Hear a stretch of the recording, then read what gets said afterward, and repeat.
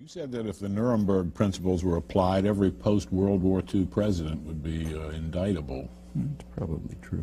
Can we run down them real fast? What did Eisenhower do that you would indict him for? Eisenhower overthrew the conservative nationalist government of Iran with a military coup. He overthrew the first and last democratic government in Guatemala by military coup and invasion, leading to years of, in Iran it led to 25 years of brutal dictatorship, finally overthrown in '79. In Guatemala it led to massive atrocities, which are still continuing. That's after almost 50 years. In Indonesia, this wasn't known until recently, but he conducted the major clandestine terror operation of the post-war period up until Cuba and Nicaragua in an effort to break up Indonesia, strip off the outer islands where most of the resources are, and undermine what was then considered as a threat of Indonesian democracy. Indonesia was too free and open. It was allowing a political party of the poor to participate. They were gaining a lot of ground, so that Eisenhower supported and helped instigate a military rebellion in the outer islands. This is just for starters. These are all indictable offenses. What about Kennedy? Kennedy was one of the worst. Kennedy, first of all, invaded South Vietnam. During the Eisenhower administration, they had blocked a political settlement in 1954 and instituted a kind of a Latin American style terror state, which had killed maybe 60 or 70,000 people by the end of the Eisenhower period, and had instigated a response, a reaction. Kennedy recognized that it couldn't be controlled internally, so he simply invaded. In 1962, about a third of the bombing missions were carried out by the U.S. Air Force in U.S. planes with South Vietnamese insignia, but U.S. pilots. He authorized napalm. He began the use of chemical weapons to destroy food crops. They began programs which drove millions of people into what amounted to concentration camps. Now that's aggression. In the case of Cuba, it was just a massive campaign of international terrorism, which almost led to the destruction of the world, led to the missile crisis. And we can continue. Again, these are all indictable offenses. About Johnson? Well, Johnson expanded the war in Indochina to the point where ended up probably leaving 3 or 4 million people dead. He invaded the Dominican Republic to block what looked like a potential democratic revolution there, supported the Israeli occupation in its early stages. Again, we can go around the world. Take, say, Carter. You know, I'll get there, but Nixon's next. Nixon, we don't even have to talk about. We can skip that one, okay? But Ford, then Ford. Well, Ford was only there for a short time, but long enough to endorse the Indonesian invasion of East Timor, which became about as close to genocide as anything in the modern period. They pretended to oppose it, but secretly supported, in fact, not so secretly. The U.S., immediately after the invasion, the U.S. did join the rest of the world in formally condemning it at the Security Council.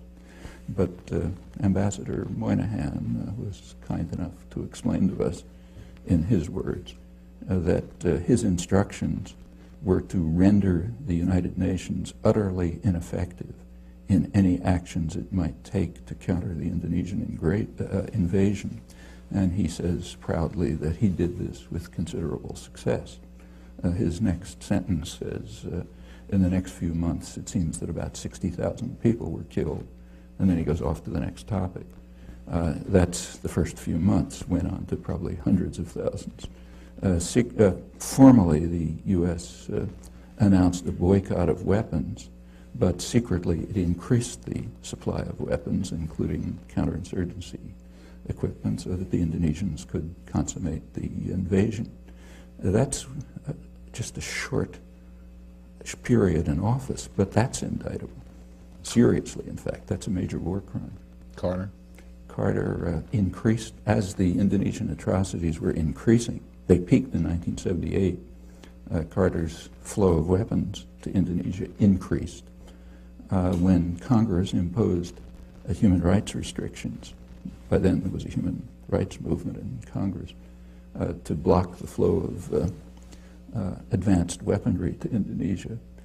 Carter arranged through Mondale, vice president, to get Israel to send U.S. Skyhawks to Indonesia to enable Indonesia to complete what turned out to be near genocide, killing maybe a quarter of the population or something. In the Middle East, Carter just won the Nobel Prize. His great achievement was the Camp David agreements. The Camp David agreements are presented as a diplomatic triumph for the United States. In fact, they were a diplomatic catastrophe. At Camp David, the United States and Israel accepted, finally, Egypt's 1971 offer, which they had then, U.S. had rejected at the time, except that now it was worse from the U.S.-Israeli point of view because it included the Palestinians. In order to get Israel to accept Egypt's 1971 offer, after a major war and atrocities and so on, Carter raised aid, military and other aid to Israel, to more than 50% of total aid worldwide. Israel used it at once in exactly the way they said they were going to do, as every sane person knew, as an opportunity to attack their northern neighbor, first in 1978, then in 1982, and to increase integration of the occupied territories. And that's for starters. We can continue. Reagan? I don't think we have to talk about that one either. I mean, Reagan is the first president to have been condemned by the International Court of Justice for what they called the unlawful use of force, meaning international terrorism, in the war against Nicaragua. Again, that's just for starters. They also, the Security Council endorsed it in 2 resolutions, both of which were vetoed by the United States. Bush won. Well, we can begin with the invasion of Panama. The invasion of Panama, which, according to the Panamanians, killed about 3,000 people, since it's never investigated. We don't know if that's true or not. This was done in order to kidnap a disobedient thug who had been supported by the United States right through his worst atrocities. Noriega. He was brought to Florida and tried for crimes that he committed mostly on the CIA payroll. Okay, that's aggression. We could go into the details of the war in Iraq, but there were plainly opportunities for, they might not have worked, we don't know, but there were opportunities for diplomatic settlement, which the Bush administration refused to consider, and incidentally the press would not report, with a single exception, and Long Island Newsday, which did report the whole story throughout accurately, and is the only newspaper in the country to have done so. The Bush administration then did attack, and the attack was carried out in a manner which is criminal under the laws of war. They attacked infrastructure. I mean, if you attack New York City and you destroy the electrical system, the power system, the sewage systems, and so on, that amounts to biological warfare, and that's the nature of the attack. Then came a sanctions regime, which it's mostly Clinton, but began with Bush, which is, by conservative estimates, killed hundreds of thousands of people while strengthening Saddam Hussein. That takes us off to Clinton, which, that's the beginning, but that's by no means the end.